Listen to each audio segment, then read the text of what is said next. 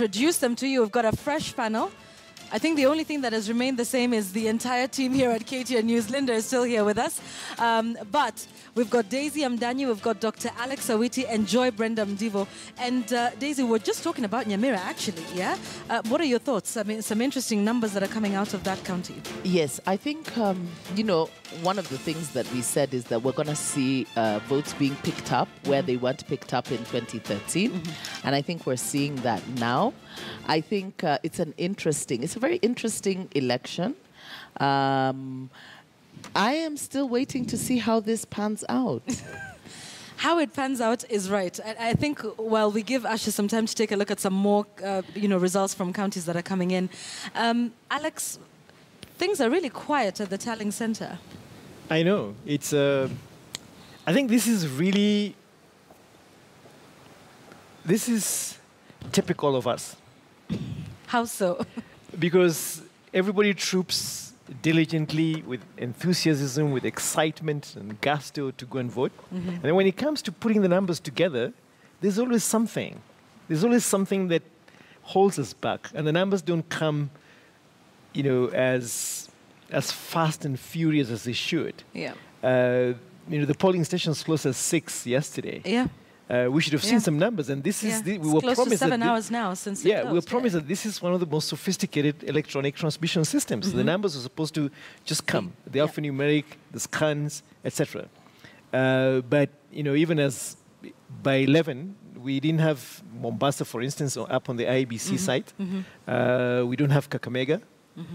We don't have some significant counties from Western and Nyanza and Coast, and I think that's what's going to frustrate people. And the numbers that we're seeing basically don't reflect the tallies that are on the IEBC website. Okay, yeah, and that's interesting because there was supposed to be a press briefing because they'd promised one.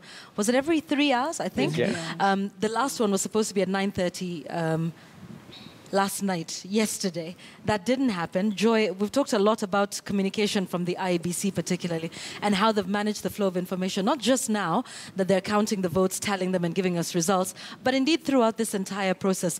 I mean, it's interesting now that we haven't heard from them for a good number of hours, right? Yes, and you see, that is what is... like for us, why we are stumped. Because, you know, if you had a flow of information, something that gives you an indication as to why there is a hold-up, then you're able to make sense of what is going on. And we were having the conversation off air and we're saying if we as analysts are also flying blind, how much more than people who are sitting in the village? Because now these are the sort of things that, these gaps in information are the sort of things that leave room for people to start rumors and speculation, and the next thing you know, there's a flare-up and it becomes uncontainable when it could have been managed by simple communication. In what ways is this reminiscent of 2013? Remember in 2013, we had the debacles where guys would hide somewhere and just emerge, give you numbers and go back into hiding. And I remember the famous, in fact, it became a little clip of one of the commissioners reading like an outrageous number and having to come back later to correct it. Yeah.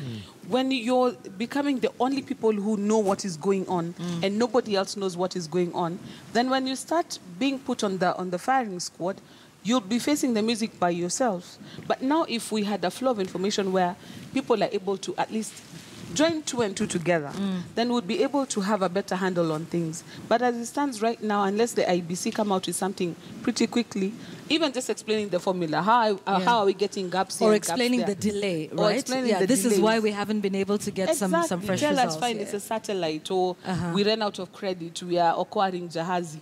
Tell us what is going on. That way we're able to catch you some slack. But if you keep us in darkness, then you leave us up to our imaginations. And Kenyans have some fertile imaginations. Yeah, indeed. Daisy, when the polls closed, the chair of the IEBC, Wafula Chebukati, talked about, you know, a fairly good process. He talked about, you know, the electronic voter identification process, the KIMS, working mostly efficiently. But we all know that that's just part one of this process, and the counting is the second bit. And the counting, tallying, yeah. And that's actually always been the problem. Because Kenyans always turn out to vote. In fact, I was so impressed when I saw the numbers and the confidence with which Kenyans turned up in huge numbers. And the Kenyans, the citizens, the voters have done their part. They were patient when, the centers, the polling centers didn't open on time. They were patient when they were not able to be identified. They were patient with the challenges. They were patient when they were told, what was happening. Right. Now it is the turn of IEBC to honor the commitment that Kenyans have shown to exercising their sovereign right to choose their leaders. And this is where things begin to get muddy, And just like Joy and Alex have said, it is important. One of the things that IBC assured us is that we would have regular updates, very clear lines of communication. We would be able to understand from the portal where these results are coming from, what constituencies, the polling centers and everything. And now what we're seeing, reminiscent of 2013, where we've had, the system doesn't seem to be refreshing itself and then when regularly. It finally does. And when it does, we see a constant gap. Even when you look at probabilities, the gap, there are no real fluctuations in the way the numbers, are coming in. And the silence, the silence. But I'm also wondering, we have journalists on the ground and we don't seem to be getting any information, clear information, about how things are unfolding. And those are the things that put people on edge, because when there's no communication, people fill in the blanks. Yes. And gosh, the amount of, or the number of messages that are flying around on WhatsApp with all of these conspiracy theories, I suppose they have room now, because in the absence of information. But you mentioned something about voter turnout. Alex, I'd like to talk about that for a minute. There was a lot of talk about voter apathy. So I just want to ask, from your observation, did it seem that way? Because it seemed like people came out in large numbers to vote. What could possibly have happened that drove people out to vote when at some point it was thought that, there would be apathy and people wouldn't feel the need to go and vote and that sort of thing? What do you think was the deciding factor in getting people out? Well, I think Kenyans were generally engaged in the political process. And I think for them, what was left was just to complete that engagement. And it was by showing up at the polling stations. I think what we saw, those huge numbers at those rallies, maybe meant something. And there was effective mobilization by the major political parties. Because they basically sold the idea that if you don't show up, then we're going to lose. I tell you, that mobilization was something. I don't know where you all live, but there was vuvuzelas in my neighborhood from 2 in the morning, and people were saying, "Go out and vote, go out and vote." People were in the queues from 2 in the morning. Yeah, that's right. It's like people decided they're not sleeping. But one point that I would like to make about just the numbers that we've been seeing is that one of the requirements is that anybody who, for any candidate to win the presidential vote, they have to poll over 25% in 24 counties. Yes. These numbers should have now told us how many counties are in and how the presidential candidates are playing in each of those. Uhuru now is ahead by 55% of the vote. We should now know how many counties he has already flipped on that side. Is it 10? Is it 15? Is it 20? Is it 27?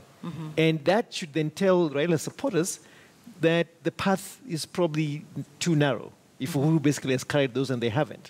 Now, that's how you understand an election. And I think part of the problem with IEBC is that they don't also understand that people want to engage with the process all the way, from the voting to understanding the tallying process. That's part of the civic engagement part. Do we understand our political process? What is the path to the presidency? And we need to see how the numbers track to that destination. So carry them along with you. Them along. Does it almost feel like the voters now, it doesn't matter. Nobody's talking to them. Nobody's explaining this Absolutely. process. And They we don't know will leave how you they in the have dark done. and then come and absolutely. yeah. Like for instance, the voters in Central, they don't know how they've done for their president, for their candidate, President Uhuru Kenyatta. Yeah. They don't know. Raila's people don't know how they've done in the so-called stronghold. Did we let our candidate down or did we not? Voters would like to see. That's like the mirror you need to put in front of them. But it's also a very essential part of the transparency in the management of the telling process. And I think IEBC should come out of hiding. They should come out and speak to the people. If there's a problem, we want to know. Right now, we should see a dashboard out there with all the counties and the numbers that are coming out of those counties. How many have been declared? We need to know the senatorial races. We need to know the gubernatorial races. We need to know the MCA races. But to be fair, they are counting the presidential ones first. But we need to know which counties have been in now. All right. Now that's where the problem is. That's where, I mean, that's the interesting bit. And you remember the commissioners announcing that they would not do what they have done previously, including in 2013, which is to come out and read the numbers. Do you think, in retrospect, that might not have been a good idea? Because even just having them there reading the numbers from, TRT constituency, from, and a number of these others would sort of give some presence and some assurance that, hello, we're here, we're doing something, we're working behind the scenes. Sort of forcing or is them to this come the new out. reality? Yes, sort of forcing them to come out. Or is this the new reality we should get used to? It's just the state. Because it's so deathly quiet, isn't it, Joe? It's just the state, just to say, reassure the citizens that your voices will be heard. Yeah, yeah. Your Not voices just will that. now be presented back to you. It's also just for IEBC to tell people, look, we're still in charge. Yeah. We still know what's going on. We're still here, yeah. Because even if we can see the numbers for ourselves, remember there's some people who have no access to Wi-Fi or don't have bundles or have mulika muizis. To go onto that website. They're not going to do this portal biashara that the rest of us are engaging in. So for them, waiting for that announcement would have been something that sort of keeps them going. Now they're dependent on what they're seeing in media. With the new election laws, even if you have your people on the ground doing their own parallel tally, you cannot announce what they're telling you. Yeah. You have to wait until the IEBC moves. Now, if the IEBC does not come out strongly to defend what we are seeing, then we are left to wonder, okay, are they really in charge of the process? What happened? Did the systems fail? Because that's what happened in 2013. A failure by the systems is what led us into a situation where people had no idea what was going on, and they should go blank for a while, and by the time it comes back, there's some 2 million votes from somewhere. So I think even for the IEBC commissioners themselves to look like they're still engaged, they're still in charge, they need to be coming out periodically. And I think that's what last time it forced them to keep. Yeah. Even if they came with the wrong figures, at least. But they were or even if you came out to say, by then now we have no more figures and just went back, you have to look like you're part of the process. Because right now where we've gotten to politically, we cannot take anything for granted. People will not be told. People want to understand. Yeah. There's a time when it was enough for the authority to declare, this is it. Yeah. And guys will be like, okay, fine, it is. So we are most obliged, and they go away. But now people want to understand, how did you arrive? How is 1 + 1 2? And not 11. And not okay. They want to understand. To understand, how, not exactly. to be told. And now that's powerful. the failure of the IEBC right now, because what they're doing in the silence and in the absence of any sort of activity is creating room for speculation. Yeah, that's such a powerful statement. People want to understand and not to be told. I understand, pun intended, that we will be hearing from the IEBC in just a moment. Oh, we're ready. So let's take that press briefing now. The last one was supposed to have been at 9:30. The IEBC now addressing us from the Bomas of Kenya. Let's go there live. Display of presidential results